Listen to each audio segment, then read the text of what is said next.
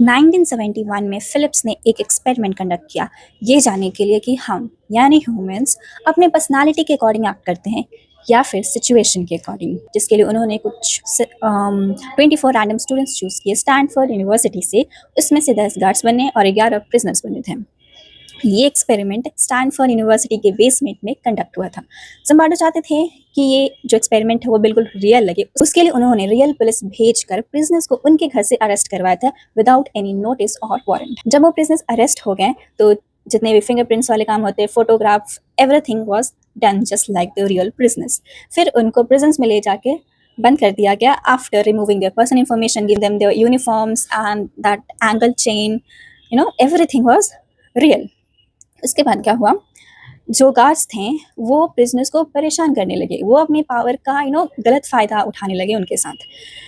उसके बाद डे 2 में क्या हुआ कि प्रिजनर्स जो थे ना वो उनके अगेंस्ट रेबल करने लगे, अगेंस्ट जाके कि ये गलत हो रहा है, तुम ऐसे नहीं कर सकते। वो गार्ड्स के अगेंस्ट जाके चिल्ला रहे थे, रेबल कर रहे थे, क्योंकि गार्ड्स उन्हें परेशान कर रहे थे। और इससे बचने के लिए गार्ड्स ने ये प्लान किया कि वो कुछ प्रिजनर्स को जो कि ओबीडेंट थे, उनके अगेंस्ट नहीं बोलते थे, उन्हें रिवॉर्ड देंगे, जैसे good food, good treatment, everything, ठीक है। और जो उनके अगेंस्ट जाके बोलते थे वो उनकी पनिशमेंट बढ़ा देंगे।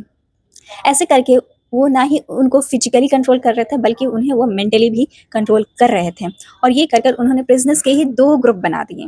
डे 3 में ये होता है कि जो गार्ड्स थे ना, लिटरली उनके खाने से लेकर सोने तक की सारी चीज़ें वो कंट्रोल कर रहे थे, उन्हें बहुत ह्यूमिलिएट कर रहे थे, बहुत परेशान कर रहे थे। और अपने साइकोलॉजिकल ट्रिक यूज़ कर उन्होंने प्रिजनर्स के भी 2 ग्रुप बना दिए थे, good prisoners and bad prisoners, जिसके कारण उनमें भी जो यूनिटी थी वो खत्म हो गई थी। डे 4 को एक र्यूमर फैल जाता है कि जो प्रिजनर्स है वो यहाँ से बाहर निकलने का प्लान बना रहे हैं, जो कि ये ट्रू नहीं था। फिर भी गार्ड्स जो थे इस बात को बिलीव कर लेते हैं और वो पनिशमेंट्स को बढ़ा देते हैं। इसके कारण प्रिजनर्स में इमोशनल ब्रेकडाउन होने लगा था। Prisoners were going through unpredictable harassment, which was very very bad for their psychological health. Prisoner number 819 was crying, वो बहुत परेशान था, he was going through psychological distress, ठीक है। देन जो जम्बार्डो थे उन्होंने उसे कहा कि now you can go home, तो उसने इनिशियली मना कर दिया ये कहकर कि अगर मैं घर चला जाऊंगा then I will be called as a bad prisoner. फिर जम्बार्डो ने कहा कि नहीं नहीं, ऐसा कुछ नहीं है, ये बस एक्सपेरिमेंट है, तुम घर जा सकते हो।